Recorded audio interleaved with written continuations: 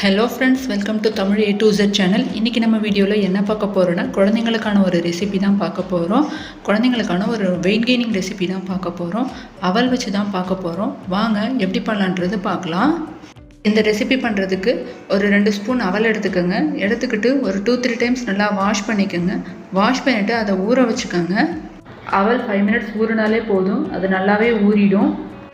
கூடவே ஒரு half apple எடுத்துக்கோங்க. எடுத்துக்கிட்டு தோலை நல்லா சீவிடுங்க. சீவிட்டு அதை குட்டி குட்டி பீஸாக கட் பண்ணிக்கோங்க. ½ அன் ஹவருக்கு முன்னாடி கொஞ்சம் உலர் திராட்சை 2 டேட்ஸு அதையும் ஊற வச்சுக்கோங்க.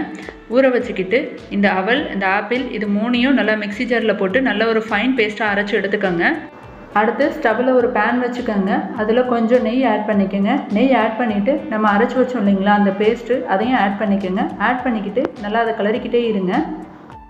கைவிடாமல் நல்லா கிளறிக்கிட்டே இருங்க. அவல் சீக்கிரமாகவே வெந்துடும். இந்த ரெசிபி நம்ம குழந்தைங்களுக்கு எப்போ கொடுக்கலாம் அப்படின்னு பார்த்தீங்கன்னா, மார்னிங் பிரேக்ஃபாஸ்ட்டாக கொடுக்கலாம், இல்லைனா ஈவினிங் ஸ்நாக்ஸாக கொடுக்கலாம்.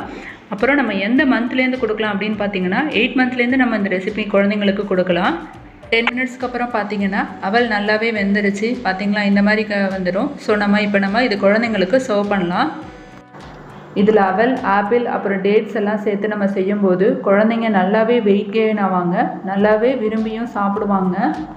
என் குழந்தைக்கு இந்த ரெசிபி நான் கொடுத்துட்ருக்கேன். நல்லாவே ரிசல்ட் கிடச்சிருக்கு. நீங்களும் உங்கள் குழந்தைங்களுக்கு செஞ்சு கொடுங்க.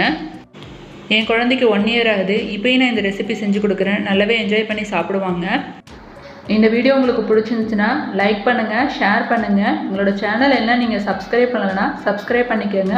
உங்களோட ஃப்ரெண்ட்ஸுங்களுக்கும் இந்த வீடியோவை ஷேர் பண்ணுங்கள். இதே மாதிரி வேறு ஒரு நல்ல வீடியோவில் நான் உங்களை பார்க்குறேன். Thank you so much.